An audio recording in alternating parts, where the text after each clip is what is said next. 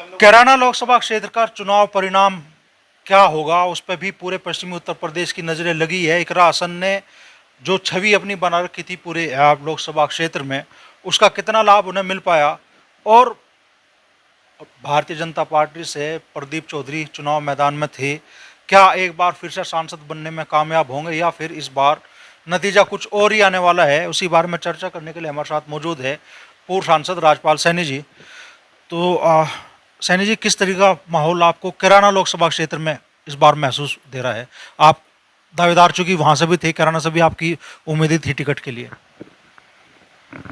बालियान जी, जो कैराना सीट का चुनाव हुआ, क्योंकि कैंडिडेट जो भारतीय जनता पार्टी ने दिया था वो पब्लिक के टच में नहीं रहा, इसलिए थोड़ा विरोध था।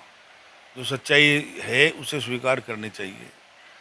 पब्लिक ये चाहती है कि हमारा जनप्रतिनिधि हमारे बीच में रहे, हमारे दुख सुख का हमारा साथी रहे, तो इस वजह से विरोध था। तो चुनाव वहाँ भी संघर्षपूर्ण है, लेकिन मैं समझता हूँ कि वोट बैंक जो भारतीय जनता पार्टी का है वो काफ़ी तादाद में है, इसलिए आखिर में जीत भारतीय जनता पार्टी की होगी। समाजवादी पार्टी के मतदाताओं का, एक राशन के समर्थकों का हौसला तो काफ़ी बुलंद है। कह रहे हैं कि भाई इस बार परिणाम कुछ और ही आने जा रहे हैं। प्रदीप चौधरी की जनता के बीच में जो अनुपस्थिति रही वो भी बड़ा मुद्दा था, और कहा जा रहा है कि भारतीय जनता पार्टी के बड़े नेताओं की भी भीतरघात रही है कैराना लोकसभा क्षेत्र में। नाम मैं नहीं लूंगा, लेकिन चर्चाएं बड़ी है इस बात की भी। तो कितना नुकसान इसका भारतीय जनता पार्टी को होने जा रहा है? देखो, जब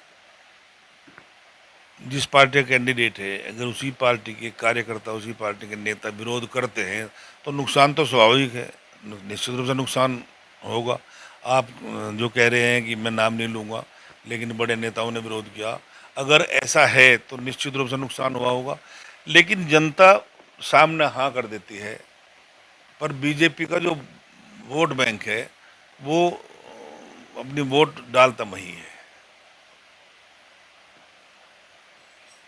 ऐसा माहौल क्यों एकदम से मान लो बन गया? आप तो जीत का दावा कर रहे हैं, लेकिन माहौल ऐसा कह रहा है मुजफ्फरनगर में भी, कैराना में भी, कि जैसा गठबंधन प्रत्याशियों के पक्ष में हो। ऐसा माहौल क्यों जनरेट हो जाता है?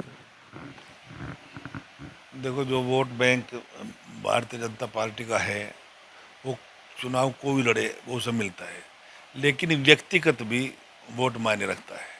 और व्यक्तिगत वोट तब मिलता है जब व्यक्ति उनके बीच में रह के उनके दुख दर्द का साथी रहे, उनके यहाँ आना जाना उसका रहे, तो वो व्यक्तिगत वोट होता है।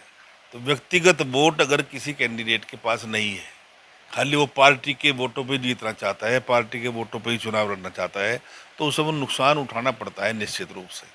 इसलिए जो व्यक्ति, जो कैंडिडेट का व्यक्तिगत वोट है वो निश्चित रूप से बीजेपी के टिकट पर चुनाव जीतता है और जीतेंगे भी। फिर से दावा आपका, कैराना जीत रहे हैं आप लोग?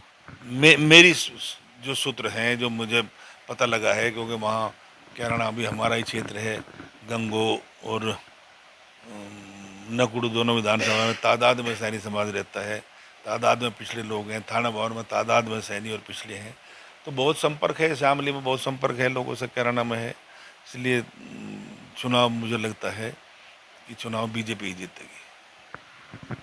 तो कैराना में माहौल तो संघर्षपूर्ण चुनाव का है, लेकिन राजपाल सैनी जी दावा कर रहे हैं प्रदीप चौधरी की जीत का।